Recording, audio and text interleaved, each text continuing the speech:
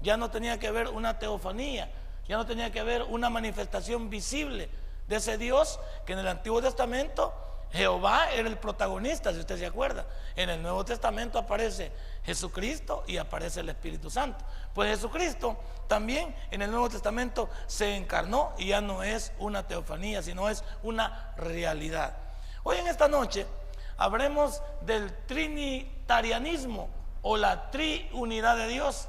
Esto es importante porque una de las cosas que sustenta para nosotros es que siendo un Dios triúnico, un Dios, ya no, la palabra Trinidad no suena bien, porque la palabra Trinidad, le voy a decir cuál es el problema, que la gente cree que somos triteístas o somos politeístas porque estamos pensando en tres dioses.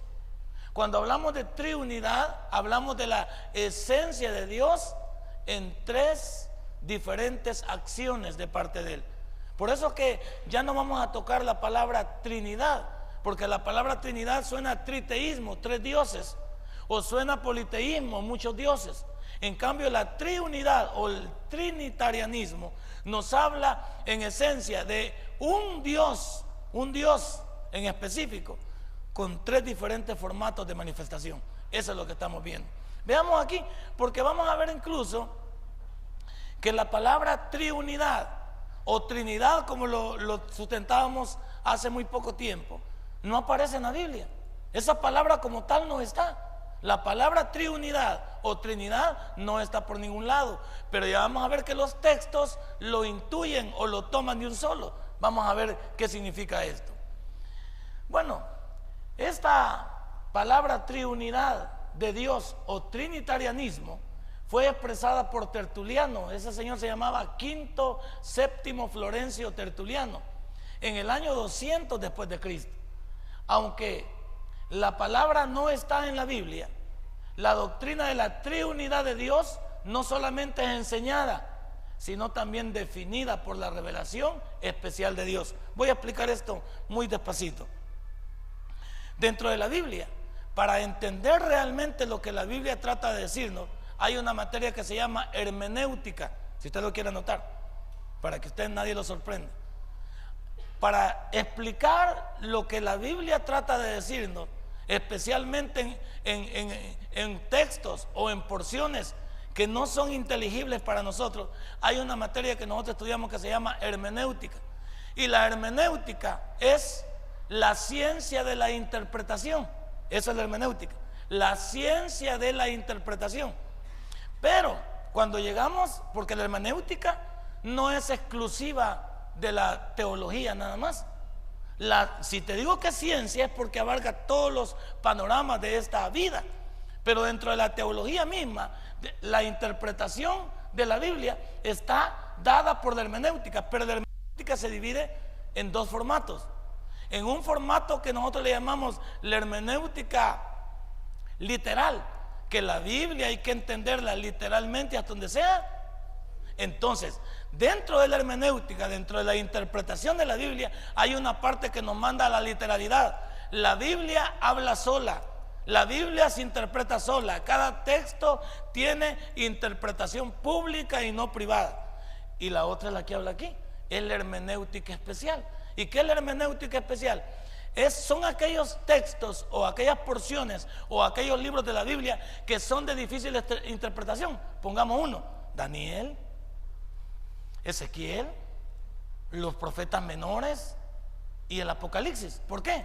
Porque estos libros que te acabo de mencionar tienen mucha numerología, tienen mucha simbología y tienen muchos textos que son de difícil entendimiento, de fácil entendimiento, no son fáciles de interpretar. Entonces por eso cae la revelación especial, que es lo que te estamos hablando de la hermenéutica propiamente. Entonces, cuando estamos hablando aquí de la triunidad, va a llegar un momento que nos vamos a asociar con esto para poderlo entender, porque no hay otra manera de llegar a la triunidad sino a través de textos como este, que me quiero adelantar.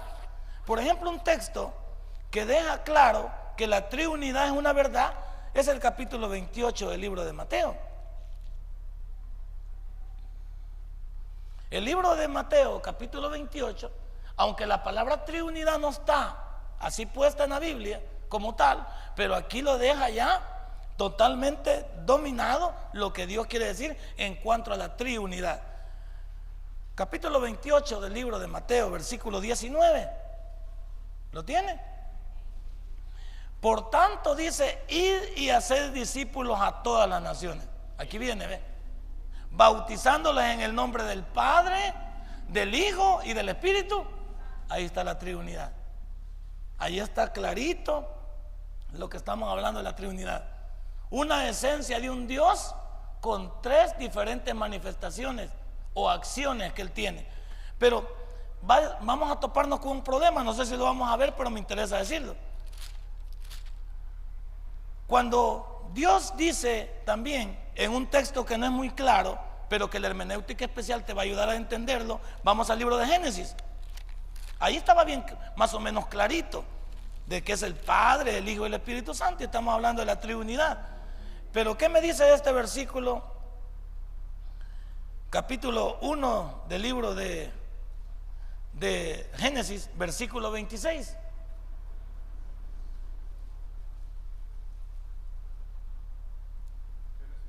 Uno 26. ¿Lo tiene? Entonces dijo Dios, va, un Dios triúnico en esencia que se va a mover, dice: hagamos. ¿A qué le suena hagamos? Ya no le suena a singularidad, le suena a pluralidad. Hagamos, dice, al hombre a nuestra imagen, conforme a nuestra semejanza. Aquí ya deja implícito que habla de la triunidad en específico. Habla de la triunidad en específico. Esto solo para demostrarles un poquito de acerca de lo que estábamos hablando en cuanto a este texto. Entonces, usted cuando vaya a la Biblia, siempre entienda que cuando no entiende usted un pasaje de la Biblia, no se altere, no se confunda, no lo haga una herejía, no lo haga una interpretación privada. Vaya usted, por favor, hay Biblias, por ejemplo, de estudio. Yo le recomiendo Biblias de estudio como la Diario Vivir, por ejemplo. Una tremenda Biblia. Porque esa Biblia, el Diario Vivir, al final de la página de pie, está especificando cada uno de los versículos qué es lo que significa. Esa es una tremenda Biblia, la Biblia del Diario Vivir, porque es una Biblia de estudio. Es una Biblia de estudio. Aquí tengo una Biblia de estudio también. Estas Biblias son de estudio. Son, por ejemplo, son diferentes traducciones, pero es una sola Biblia. La Biblia no es que haya bastantes Biblias. La Biblia es una sola con diferentes traducciones. Diferentes personas que se han dedicado a traducir la Biblia de acuerdo al enfoque mismo que quieran darle. Esta Biblia, por ejemplo, es la Biblia ampliada y es una Biblia de estudio. Esta Biblia es la Biblia que le hemos llamado la Biblia de estudio de las Américas y es otra Biblia de estudio. Cada una de estas Biblias, esta por ejemplo, está abajo del texto, ¿ve? Ahí va explicando cada una de las cosas importantes, ¿ve? Por eso que un estudiante de la Biblia, alguien que no quiera ser sorprendido, no compre una Biblia Reina Valera como esta, porque esta Reina Valera, la que tenemos comúnmente nosotros, es una Reina Valera lisa, no trae ninguna interpretación al pie de página ni a los lados. Pero una Biblia de estudio, esa sí trae, ¿ve? Aquí trae los diferentes aspectos, los diferentes tópicos, las diferentes referencias de texto para que te vaya comprobando qué trata de decir la Biblia. Pero para mí, si tú quieres estudiar la Biblia y dentro de la hermenéutica darte cuenta de lo que ella trata de decirnos, la mejor cita para mí es la Diario Vivir. Es una tremenda Biblia. Algo pentecostal, pero tú no te fijas en eso. Cuando digo algo pentecostal es que hay algunos puntos que los toman muy en serio con respecto a las lenguas, con respecto al bautismo del Espíritu Santo, pero quitándole eso, no te preocupes que no hay nada que temer. Entonces, para mí, ya que tú estás pidiendo los estudios de discipulado, te conviene no una Biblia como esta. A ella no te conviene esta. A ti ya te conviene una Biblia de estudio. Una Biblia de estudio que ¿qué? Que haga referencia a cada texto en la parte final. Y lo mejor es que cada uno de las personas que han traducido la Biblia, por supuesto que agarran sus interpretaciones de acuerdo a la importancia del texto. No todas hacen el mismo enfoque. Por ejemplo, para mí, el mejor libro para mí de lo que es el significado de texto por texto de la Biblia es el señor Matthew Henry. A ver, quítale el sonido y bájame de un solo el Matthew Henry, por favor, ahí, William. Bájame el Matthew Henry y dáselo a este, por favor. Te voy a enseñar. Cuando uno quiere estudiar, pero el problema cuando uno quiere estudiar con este tipo de libros es que al solo verlo te desmayas. Tráigalo, por favor. Eso. El mejor hombre, que yo no sé si fue al baño este hombre, si tuvo mujer o si tuvo hijos, pero el mejor intérprete de la Biblia, que a mí me ha sorprendido, es este señor Matthew Henry. Es este libro. Aquí están los 66 libros interpretados. Pero mira cuál es el problema de este libro. Mira el tipo de letra que tiene. Entonces, para leer este libro hay que ponerle amor, pues. Hay que ponerle amor. Aquí está la Biblia, texto por texto. Eso se llama interpretación. Texto por texto. Este hombre se dedicó. Y mira, ve, el tipo de letra es número 6. Ve. Al solo verlo te desmayas. Para los que no les gusta leer. O sea, cuando usted no tenga sueño, le voy a prestar este libro para que lo lea. Rápido se va a dormir. Entonces yo cuando quiero estudiar, por ejemplo, y dar un estudio bíblico de cualquier tipo de libro de la Biblia, me voy a este. Este es un tremendo comentario, el comentario de Matthew Henry. Un tremendo libro. Este vale como $50 y vale la pena. $50 rebajado, ¿no? Porque algunos lo tienen hasta 80, 90. Pero yo no lo voy a comprar yo, así más o menos lo dan. Entonces, este libro es el mejor. Cuando yo quiero estudiar la Biblia, es este. Pero con este te digo, con este es una chulada. Una vez que te enamores de leer, y con este no vas a tener ningún tipo de problema para contestarle a cualquiera. De eso estamos hablando. Entonces, cuando tú tienes un libro como este y tratas de leerlo, ahora, yo lo tengo en PDF. Para los que lo quieran en PDF se los puedo regalar. El problema del PDF es que no está igual que esto, está más resumido. Aquel está más resumido ya por porciones de la Biblia, tipo la Reina Valera, más o menos por porciones. Pero para mí, si quieres tener un buen comentario bíblico y que nadie te dé garabato, es este. Este es el mejor de todos. Todo estudiante de teología debe tener este comentario bíblico, que es el más esencial. Y casi no está en la internet gratis, no está completo, sino que está en PDF resumido. Pero si lo quieres, te lo puedo regalar, aunque a mí me gustaría que compraras este. Pero con ese, como te digo, tienes que tener la voluntad de poder leerla. No sé cuántas páginas tiene, con letra número 6, eso quiero ver. Aquí tiene 1985, 1908, que multiplicada por letra 12, ¿cuánto sería, William? Más o menos, si son 6, 12, el doble. Estamos hablando de 2000 páginas. 2000 páginas, letra número 6, que se convertirían en 4000 páginas en letra número 12. Aquí está. Si tú quieres y pretendes, a eso estoy llevando. Cuando tú quieras temas como estos, tratarlos en especial, y debes de entrar a la hermenéutica especial o a la revelación especial, lo mejor es tener un buen comentario bíblico y una buena Biblia de estudio. Un buen creyente debería de tener estas tres cosas, ¿no? Un comentario bíblico, una Biblia de estudio y un diccionario bíblico. Esas son las herramientas de un buen estudiante de la Biblia. Un comentario bíblico como este, un diccionario bíblico y una Biblia de estudio. Ya lo hiciste. ¿Por qué? Porque cualquier cosa que tengas, vas al diccionario bíblico o vas al comentario bíblico. Y ella te lo digo. Entonces, eso es especial, porque en el estudio que estamos llevando a cabo es necesario que nosotros entendamos hacia dónde queremos llegar. Sigamos. La Sagrada Escritura, o sea, la Biblia, nos enseña que Dios es uno y que fuera de Él no hay Dios. Usted sabe que nosotros, igual que los judíos, somos monoteístas. ¿Qué significa eso? Un solo Dios. Y el orden de nuestro Dios en cuanto a gobierno es teocrático. ¿Qué significa? Que Dios es el jefe soberano. Nosotros somos monoteístas, si lo quieres ver religiosamente hablando. Somos monoteístas porque creemos en un solo Dios. El judío, por ejemplo, para el judío, por lo que te acabo de decir yo de que decimos Trinidad, para el judío nosotros somos politeístas, porque estamos hablando del Padre, el Hijo y el Espíritu Santo. Y de acuerdo al judío está hablando en base a Deuteronomio 6:4. ¿Qué dice Deuteronomio 6:4? Oye Israel, Jehová nuestro Dios, Jehová uno es. A eso el judío le llama el Shema. ¿Qué es el Shema? Le está diciendo que ellos creen en un solo Dios, que arriba de ellos solo existe un solo Dios, y ese Dios se llama Jehová para ellos. Entonces, en el caso nuestro, que les decimos que nosotros adoramos al Padre, al Hijo y al Espíritu Santo, nos llaman politeístas o triteístas, porque dice que tenemos tres dioses. No, nosotros estamos basados en la triunidad, un Dios que en esencia es uno, con tres diferentes acciones que desarrollar. Eso es lo que tenemos. Entonces, aquí tenemos que llegar nosotros a entender que nosotros los cristianos somos monoteístas, creemos en un solo Dios, en un Dios que realmente está presente en cada una de nuestras acciones y en cada una de nuestras vidas. Aquí es donde quiero llegar. Dios es tres funciones y oficios en un mismo Dios. Vamos entendiéndonos bien para que sepa explicarle y defender ante otros la triunidad. Ya no hablemos de trinidad, triunidad o trinitarianismo.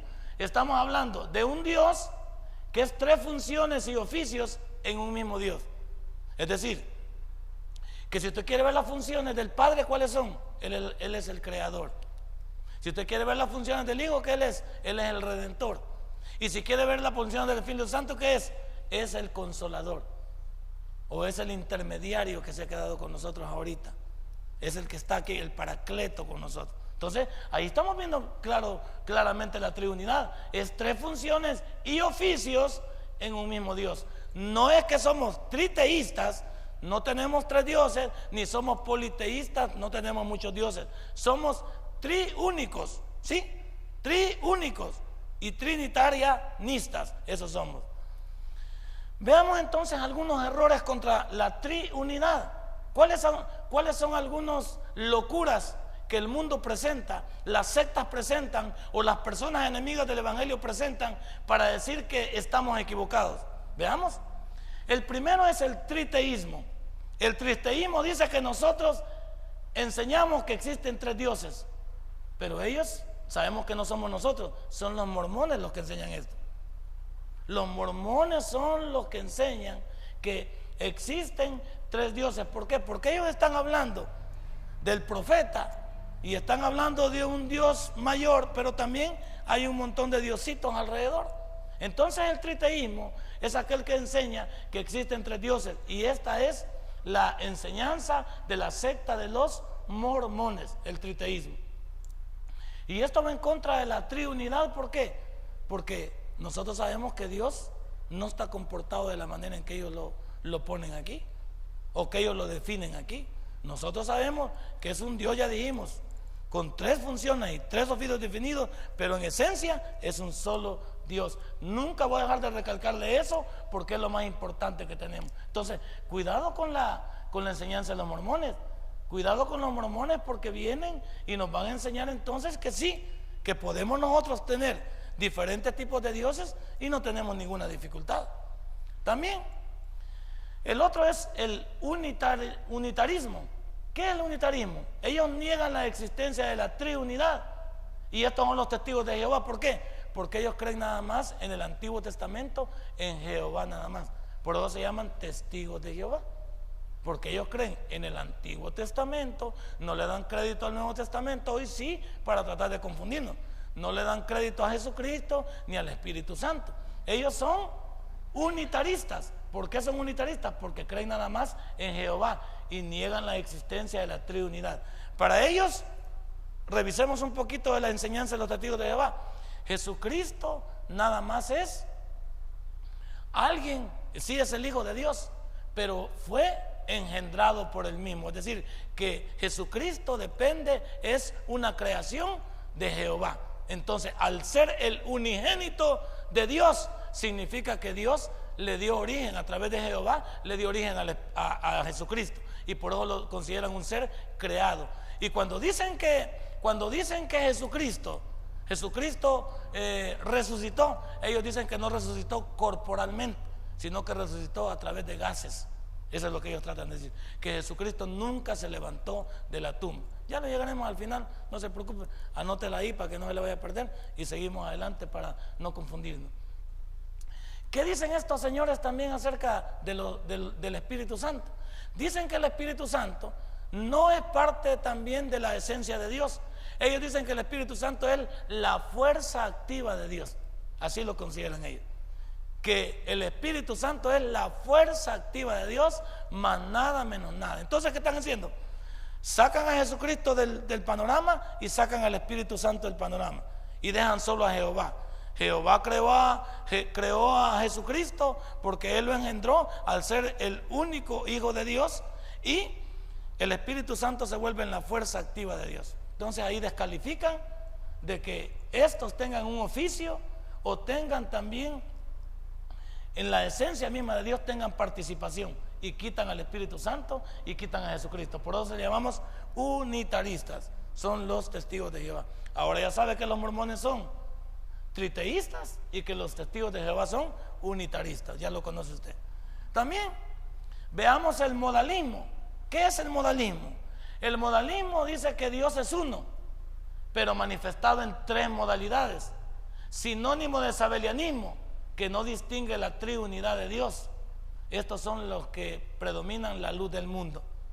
La luz del mundo está basada en esto, que Dios sí es único, pero es una manifestación en tres modalidades. El problema de decir, volvemos a lo mismo, el problema de decir que Dios es uno, pero es manifestado en tres modalidades, o como nosotros decimos hay veces, en tres personas, estamos cayendo siempre en el triteísmo o en el politeísmo.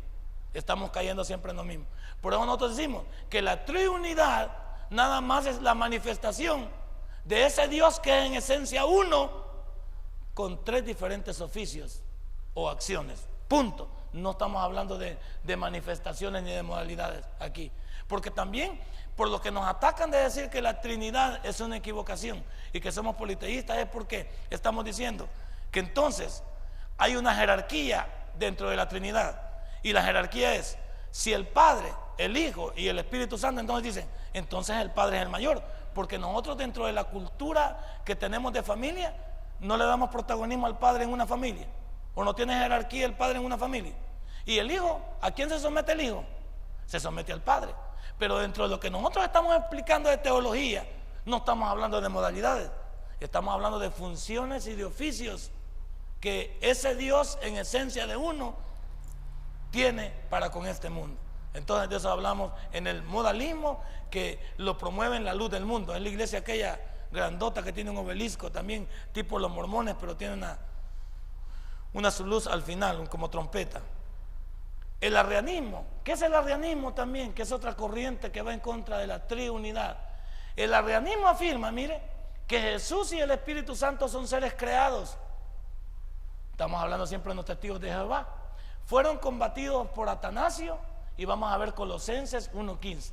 Pero lo que quiero que quede usted en afirmación es que el Señor, que es el Señor arriano, es el que promovió esto. Él dice que Jesucristo y el Espíritu Santo son seres creados. ¿Seres creados como quién? Como los ángeles y como usted y como yo. Entonces, al decir, fíjese bien lo que están destruyendo, al decir que Jesucristo y el Espíritu Santo son seres creados, están votando la divinidad del Espíritu Santo y la divinidad de Jesucristo. Eso quiero. Pero vamos a Colosenses, capítulo número 1, versículo 15. Veamos qué nos dice.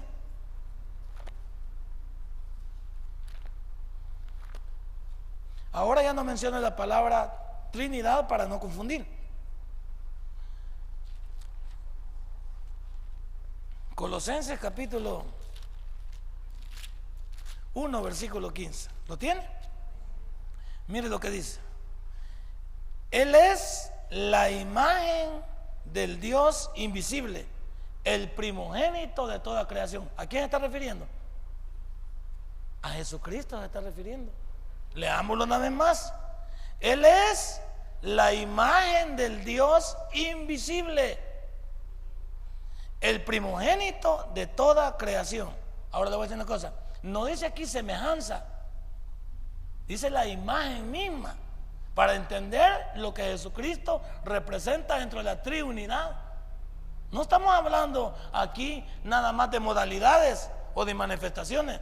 Estamos hablando de lo mismo que Jesús dice en el libro de Juan. Ahí dice, el Padre y yo, dice, uno somos, dice.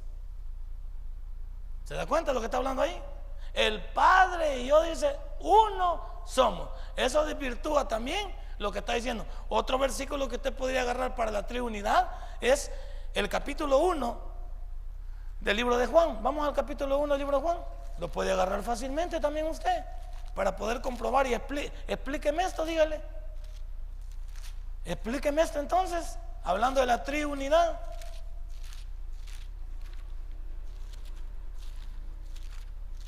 Subrayelo usted y póngales ahí triunidad. En el principio era el verbo, dice, y el verbo era con Dios, y el verbo era, ahí está, ahí está, ahí no tiene para dónde ir. En el principio era Dios, y luego Jesucristo, y luego el Espíritu Santo.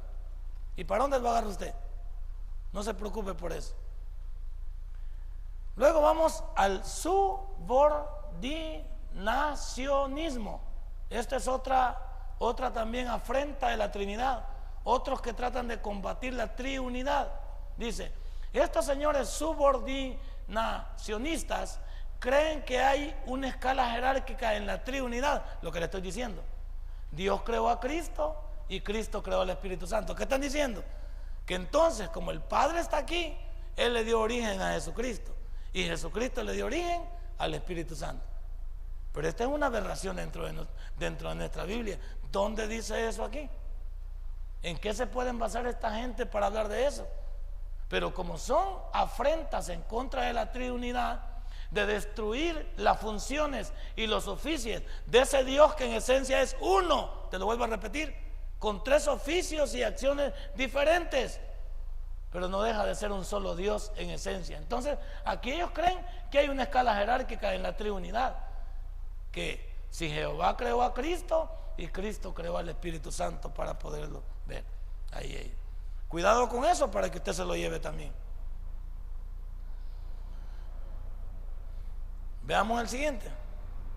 Ya copiaron ahí, si no los dejo, porque estos son importantes que los tenga, para que no le anden dando a tol con el dedo también, cuando usted pueda defender. Si no, ya le dije que quizás lo vamos a poner en la página, también lo vamos a poner para que lo bajen. Quizás ahí lo vamos a poner en la página del Facebook. ¿Se puede, va, William? ¿O vos tenés un blog? Ahí lo podemos poner, va. Pues ahí vamos a poner entonces todos estos temas que hemos ido tocando, ahí los vamos a descargar para que las personas les quede a ellos ahí. Entonces vaya al www.tabermeliotonline.org y descarga a partir te lo voy a dar a partir del viernes, creería yo.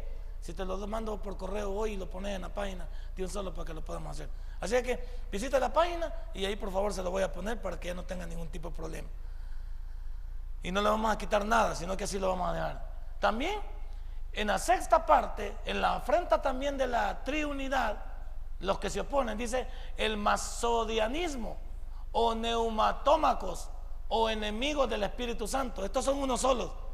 Estos son aquellos que combaten al Espíritu Santo como parte de la triunidad. El masodianismo es lo mismo que los neumatómacos y son los mismos que los enemigos del Espíritu Santo. ¿Qué afirman estos? Estos afirman que el Espíritu Santo fue creado por Jesús. Muchos no crecen espiritualmente por eso. ¿Por qué no crecen espiritualmente? Planteémoslo bien dentro de la esfera que estamos nosotros.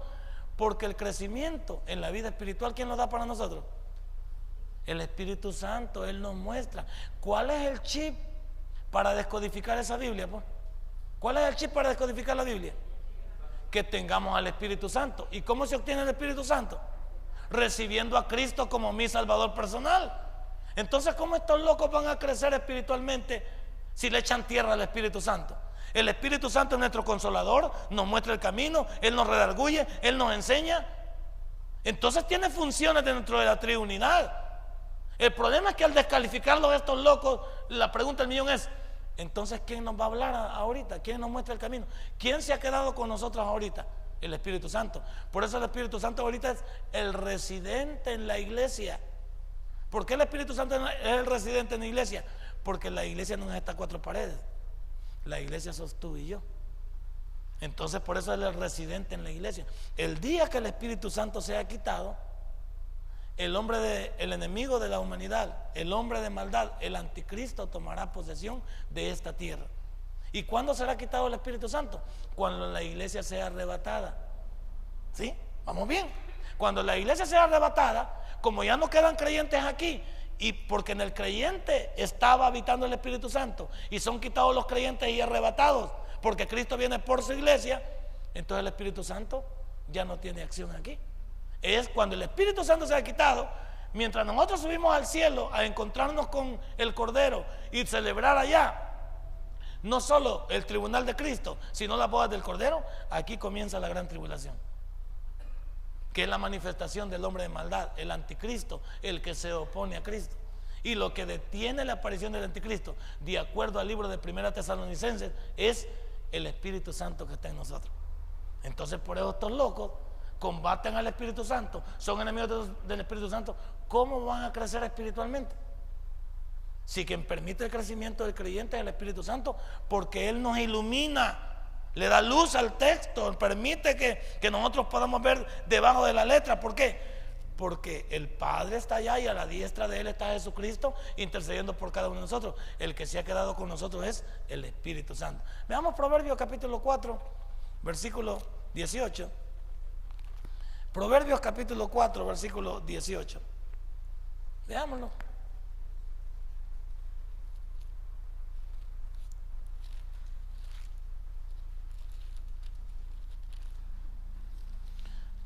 Esto no es para pelear. Nosotros dijimos que la defensa de la Biblia la podemos presentar con macedumbre. El que quiere oírnos bueno, y el que no quiere oírnos sacudimos nuestros trapos. No vamos a pelear con nadie, porque no vamos a convencer a la brava a nadie, sino lo vamos a convencer con argumentos, y los argumentos los tenemos aquí. Veamos 4:18, ahí dice: mas la senda de los justos es como la luz de la aurora, que va en aumento hasta que el día es. ¿Y cómo vamos a ir en aumento nosotros si negamos la presencia del Espíritu Santo en nosotros? ¿Cómo podríamos ir avanzando nosotros en el conocimiento de Dios? Porque ya definimos aquí en la tierra, definimos que aquí existe la inteligencia humana, no la descartamos, pero la sabiduría solo pertenece a aquellos que han reconocido a Dios dentro de sus vidas. La diferencia entre sabiduría e inteligencia, aquí hay muchos hombres inteligentes, nos quitamos el sombrero delante de ellos, pueden ser mejores que cualquiera de nosotros, correcto, pero les hace falta ser sabios, y ser sabios es reconocer de dónde venimos, qué hacemos aquí y para dónde vamos. Y si eso lo reconocemos, es porque reconocemos que hay un Dios que nos creó y que debemos de venir a Él y arrepentirnos. Y al venir a Él y arrepentirnos, entonces Él nos hace sus hijos. Y al hacernos sus hijos, nos regala su mente. Tenemos la mente de... entonces por eso somos sabios. El hombre común, natural, es inteligente. Nosotros somos sabios porque tenemos la mente de Cristo, y eso nos hace diferentes. Ese es el punto que usted debe obtener y debe de ver. Por eso estos señores están equivocados. El monoteísmo, el monoteísmo es simple, es la creencia en un solo Dios, y es lo que manejamos usted y yo. Usted y yo somos monoteístas, creemos en esta parte, en un Dios, ¿verdad? En esencia, Él es único, no tiene comparación, con tres diferentes, ya dijimos, oficios o acciones, punto. Pero vamos a chocar ahí también con la parte del judaísmo, porque vamos a ver que son tres religiones las que son monoteístas alrededor del mundo, y no necesariamente son cristianas. Ya vamos a ver más adelante. La monolatría, ¿qué es la monolatría? La monolatría es el culto a Dios, pero reconoce la existencia de otros dioses. Estos son aquellos, pues sí, Dios existe, pero son los chamanes, son los locos que ponen ahí el corazón de Jesús, ponen a Buda, ponen una partecita ahí del Corán, ponen la Biblia, o sea, hacen una mezcolanza.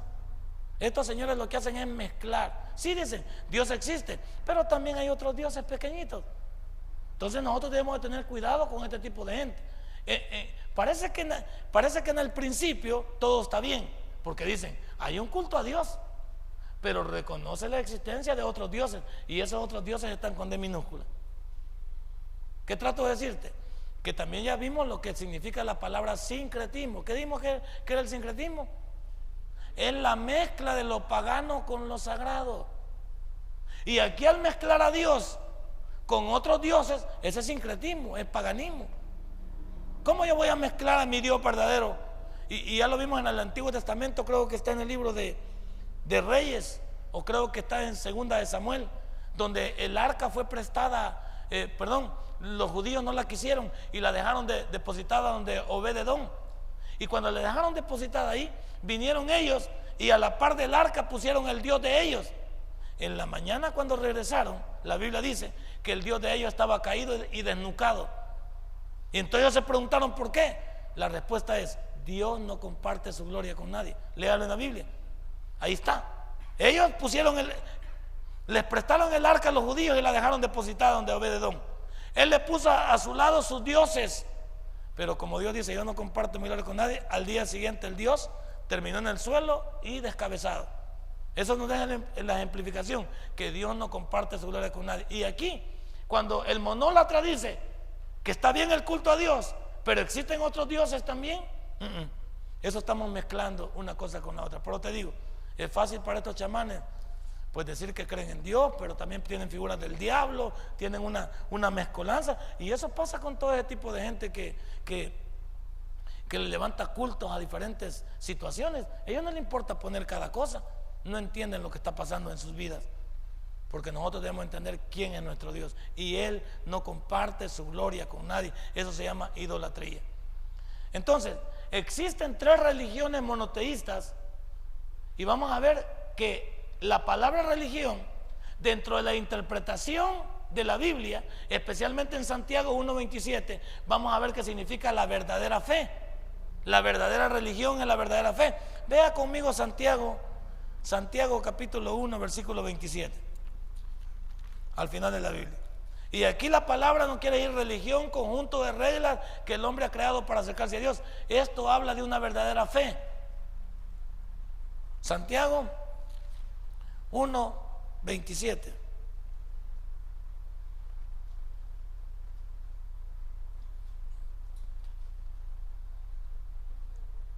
Leamos más desde el 26 para que entienda mejor el versículo, ¿verdad? Si alguno se cree religioso, dice Santiago, entre vosotros, porque hay algunos que solo somos religiosos, aunque usted sabe que nosotros no somos una religión, que somos una fe, no somos religiosos.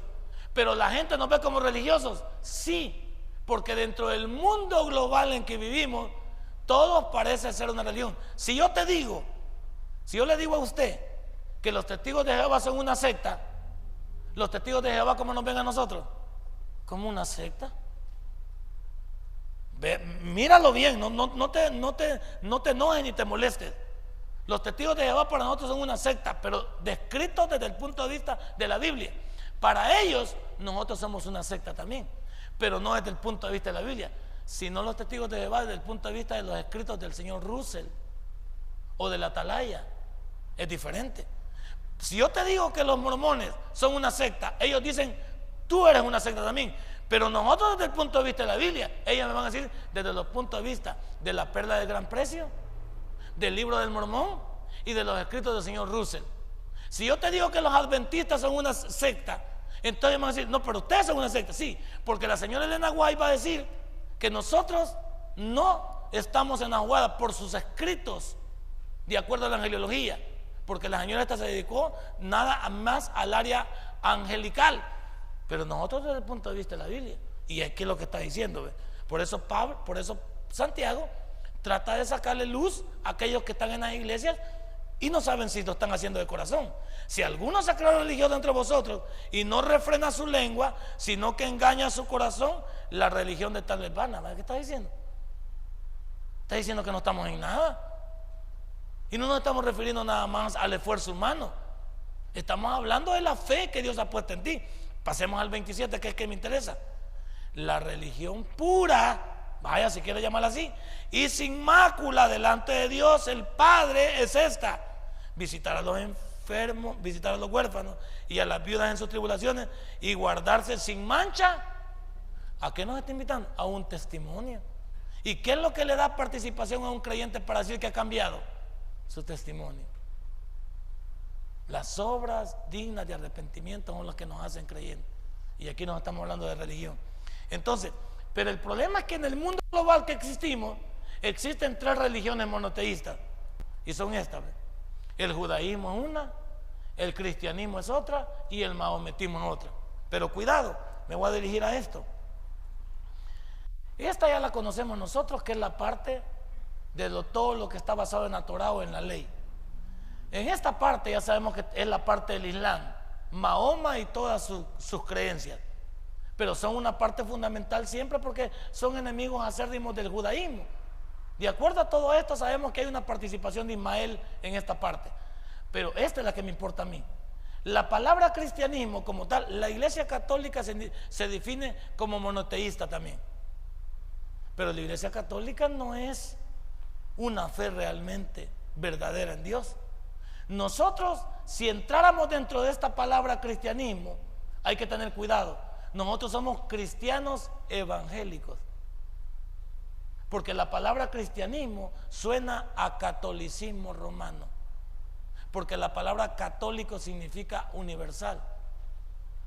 La palabra, y te quiero decir, la religión más grande no es el catolicismo como cristianismo ni el judaísmo, son estos señores. Estos señores son los mayores. Si hablamos del Islam, el Islam es la mayor religión con más adeptos mundialmente hablando. Entonces nosotros no representamos gran cosa ni dentro del cristianismo evangélico.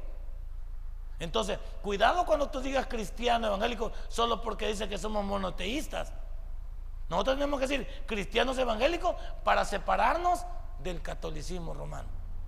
Por eso un judío, si tú vas a Israel o ves a un judío y le dices yo soy cristiano, inmediatamente levanta la barrera de que eres un católico. Tienes que definirte delante de él. Yo soy un cristiano evangélico. Entonces dicen, estos son los que predican a Cristo y la salvación a través de la cruz, el sacrificio de Jesús en la cruz de Calvario, punto. Así que hay que tener cuidado, aunque mi interés era demostrarles que existen 3 religiones. Esta cree en Jehová, ¿sí?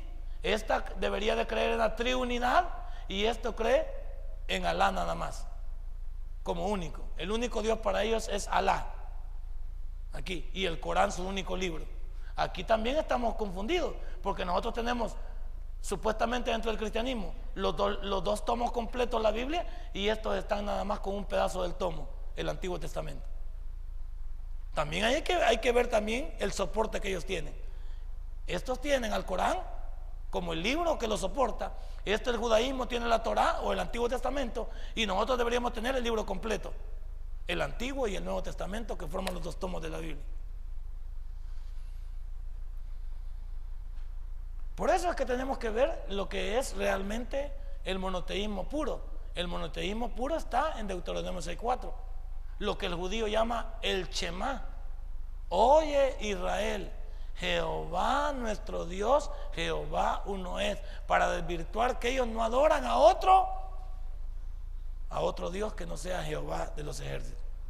Por eso nosotros los confundimos cuando hablamos de Cristo y los confundimos cuando hablamos del Espíritu Santo. Por eso nos tienen por politeístas. No crea que ellos están locos del todo.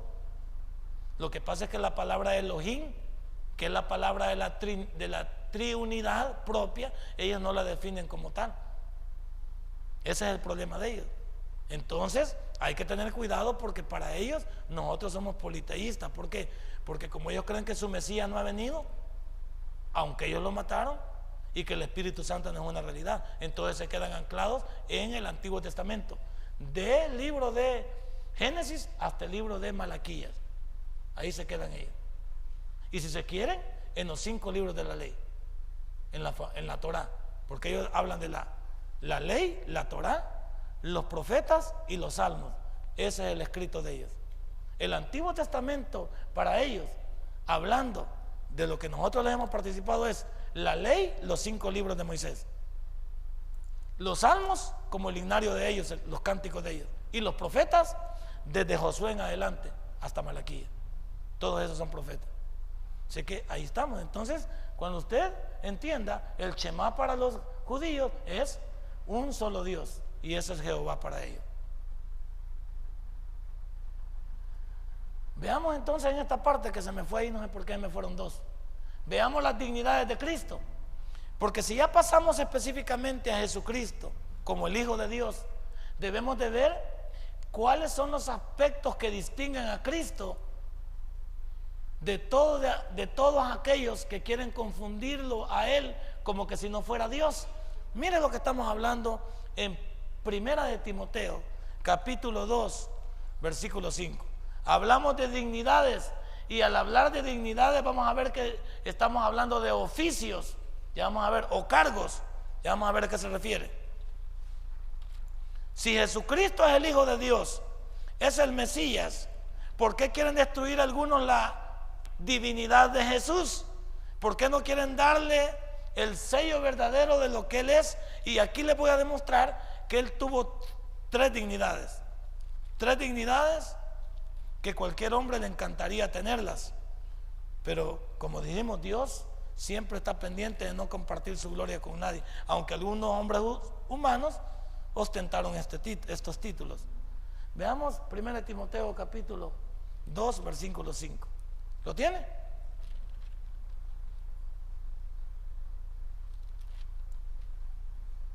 Aquí está. Dice: porque hay un solo Dios. Ahí subrayalo otra vez para triunidad otra vez.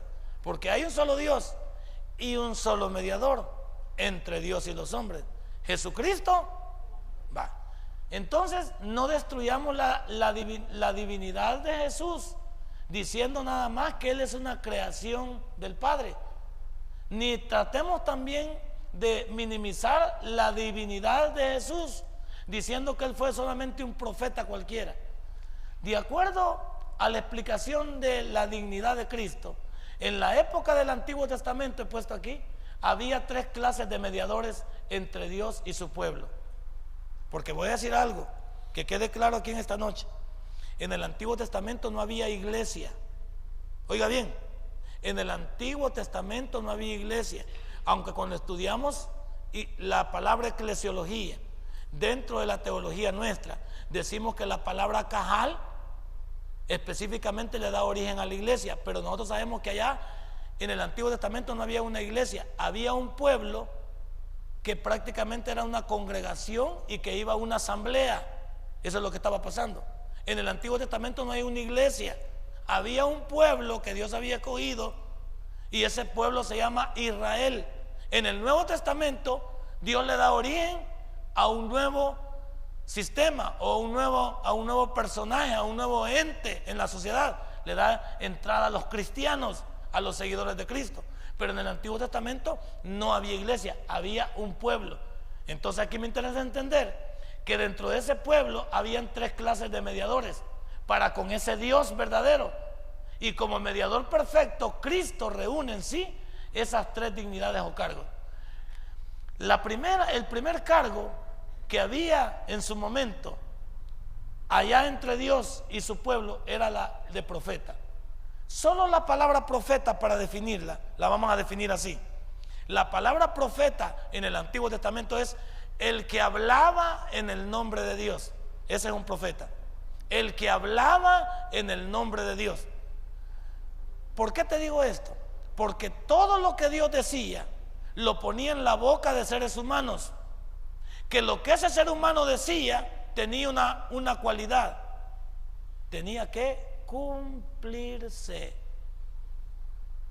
Porque cuando Dios usa a alguien y lo usa como la persona que trata de expresar verbalmente, oralmente y humanamente ante una sociedad como era Israel, Dios estaba utilizando a esa persona. Pero la cualidad que debería tener este profeta que hablaba en el nombre de Dios era que lo que decía tenía que cumplirse. Oiga bien, 100%.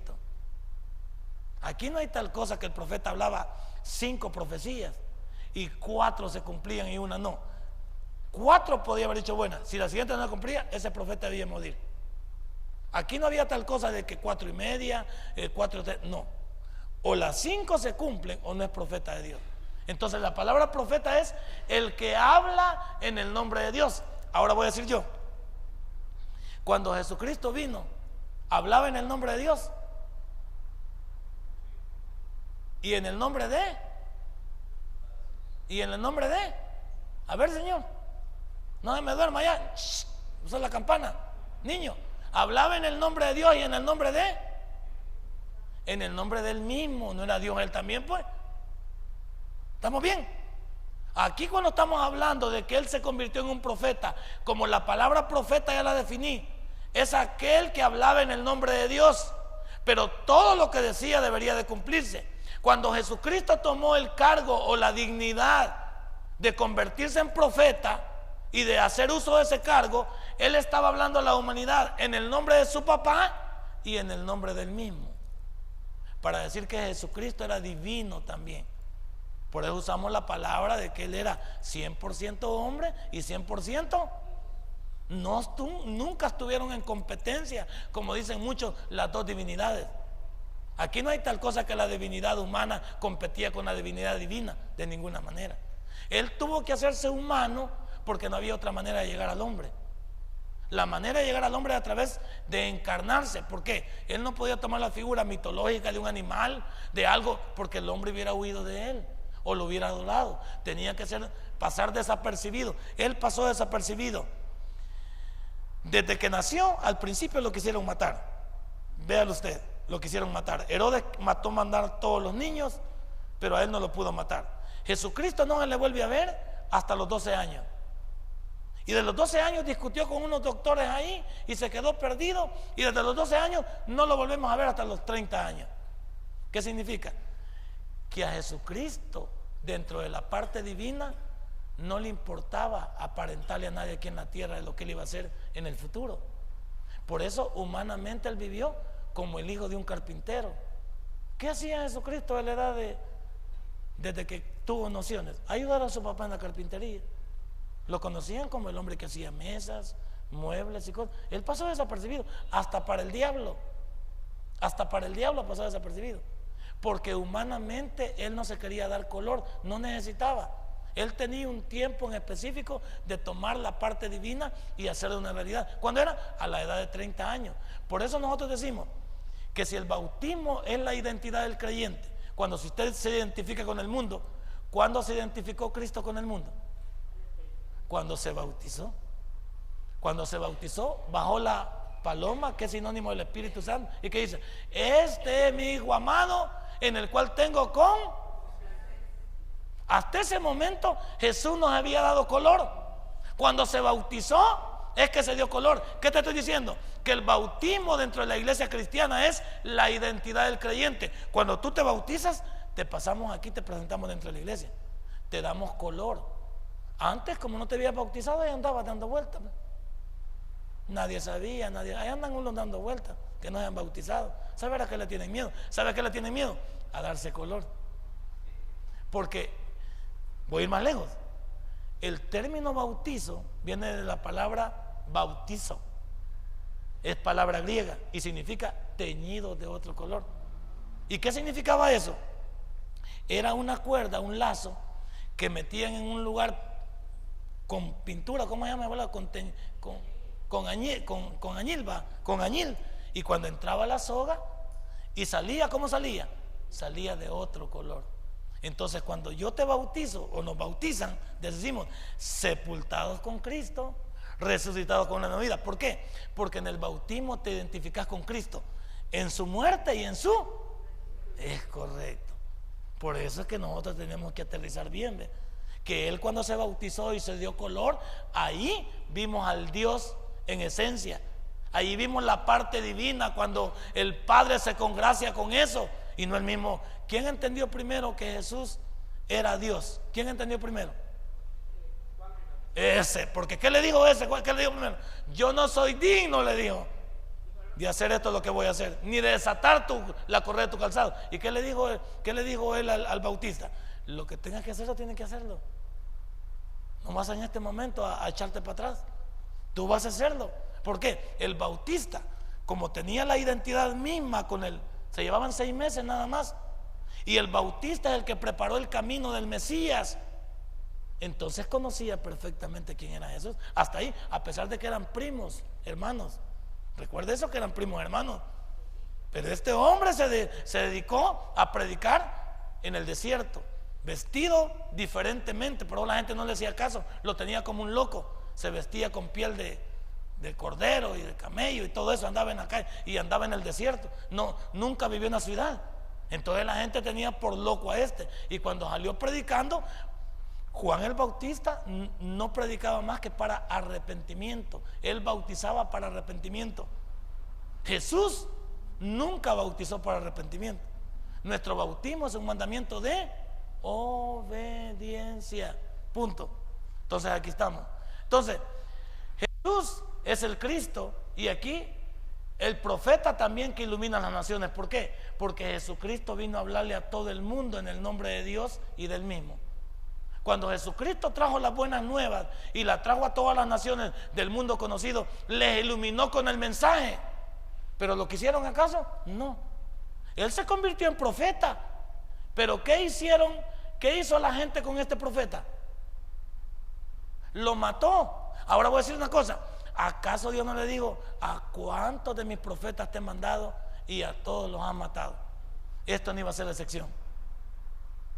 Él también, como profeta, trayendo el mensaje de Dios y del mismo para una humanidad, para iluminarla, terminaron matándolo porque no le creyeron. Ese es el problema. Aunque él tuvo este cargo de venir y hablarle al mundo en cuerpo humano, porque él tomó el cuerpo de un humano y se convirtió en un profeta humano, pero ya sabíamos que era divino también y quería iluminar a la humanidad, pero no quisieron nada con él. Ahora, el profeta del Antiguo Testamento, oiga, veámoslo bien, era representante o agente terreno de Dios, que reveló su voluntad en relación con el presente y el futuro. ¿Qué hacía el profeta? Cuando hablaba en el nombre de Dios, para ahorita y para mañana. Es el futuro. Para ahorita es el presente y para mañana es el futuro. El profeta nunca se dedicaba a hablar del pasado, porque si no, no es profecía. La profecía es para el futuro, pero el futuro mío, ¿cuándo es? La próxima palabra, el próximo segundo. Si el futuro nuestro no es como nosotros lo definimos. Ay, mañana lo voy a hacer. Mañana ya es tarde. Por el dicho dice: lo que tengas que hacer, hazlo ya, hazlo ahora. Ese es el problema del creyente, que hay cosas que las dejamos para mañana. El futuro inmediato del creyente es el próximo segundo, el próximo minuto, la próxima hora. ¿Sí? Eso es lo elemental, y los creyentes lo dejamos para mañana. Entonces, al hablar de que él se representó a sí mismo y representó a Dios, pero el mundo no quiso nada con él, a pesar de que él era el cordero de que quitaba el pecado del mundo, pero nadie quiso nada con él. Ahora, el que el Mesías fuera profeta para iluminar a Israel y a las naciones, porque Jesucristo primero, ¿para quiénes vino? De acuerdo a Juan 1:11, primero vino para Israel. A los suyos vino Jesucristo vino primero para Israel. Por el rechazo de Israel, ahí entramos nosotros, las naciones, que era un misterio que estaba escondido en el Antiguo Testamento, pero Dios le reveló ese misterio a Pablo. A Pablo se lo reveló, que los gentiles íbamos a formar parte de su iglesia. Pero no solo fue a Pablo el primero que se lo iluminó. Bueno, a Abraham fue el primero que lo iluminó. ¿Se acuerda cuando vimos el libro de Gálatas? Aquí lo estudiamos y dijimos que Abraham fue el primero. Pero también a Pedro cuando vio aquel lencio que subía y bajaba y vio que la comida, y dijo: yo no me puedo comer esa comida porque es inmunda. Y Dios le dice: no llames inmundo a lo que yo he santificado, a lo que yo he apartado. Y ahí entramos nosotros, ¿ves? Entonces, esto constituye un testimonio de los profetas. Comparemos, por ejemplo, Isaías 42:1 con Romanos 15:8, ¿va? Comparémoslo. Isaías capítulo 42, y le pone mano y nos vamos. 42, Isaías 42:1. Va. Y luego nos vamos a Romanos para tenerlo listo. Y Romanos 15:8. Despacito para compararlo, ¿va? Los dos debo tomarlo, por favor. Mire 42:1. ¿Va conmigo? He aquí mi siervo, yo le sostendré, mi escogido, en quien mi alma tiene contentamiento. He puesto sobre él mi espíritu. Él traerá justicia a las naciones. Voy a decir algo, póngale coco aquí, póngale coco aquí. Aparentemente el versículo hablaba de Isaías, pero Isaías no pasó de este tiempo. De este tiempo estaba hablando del futuro. Habló para Isaías en su momento. O sea, hablamos de profecías de doble cumplimiento. Las profecías son de doble cumplimiento y hasta de triple cumplimiento. De un cumplimiento, de doble cumplimiento o de triple cumplimiento. Hay profecías que solo son para el momento. Hay profecías que son para el futuro, cuando vino Cristo. Y hay profecías que no se han cumplido todavía. Son de triple cumplimiento. Ahora mire esta. Esta hablaba porque cuando dice la parte final, Él traerá justicia a las naciones. ¿Quién es el único que ha traído justicia a las naciones? Es Cristo, porque Isaías solamente fue un profeta que anunció el evangelio. Pero él murió o no murió Isaías. Correcto. Ahora vamos al 15:8, ¿va? Vamos al 15:8. Pues os digo, aquí estamos, 15:8. Pues os digo que Cristo Jesús vino a ser siervo de la circuncisión para mostrar la verdad de Dios, para confirmar las promesas hechas a los. ¿Y quiénes son los padres? Es el pasado. Tenemos que regresar al Antiguo Testamento. Tenemos que regresar hasta allá para definirlo. Entonces cada uno de nosotros debe entender que aquí prácticamente estamos hablando de un Jesús que 600 años o 700 años Isaías había visto esta parte, y Jesús la cumple en su momento cuando se dedica a tomar el llamado de su papá y comenzar a testimoniar sobre la humanidad. Y que Jesús también era así considerado el testimonio de los evangelios, según Marcos 6:4 y 15, y Juan 4:19, 6:14 y 9:7. Porque tú debes de saber que hay un solo evangelio visto desde 4 diferentes ópticas, y eso lo vamos a ver la otra semana. Pero nos interesa entender que en los evangelios Dios proclamó la buena nueva de salvación. Los evangelios son la predicación de las buenas nuevas de salvación. ¿Y qué son buenas nuevas? Las buenas noticias. ¿Y cuál era la buena noticia? Que Jesucristo vino a salvar a la humanidad. Denle un fuerte aplauso a nuestro Dios. Póngase de pie. Vamos a recoger nuestros diezmos, nuestras ofrendas. Lo vamos a discutir la otra semana.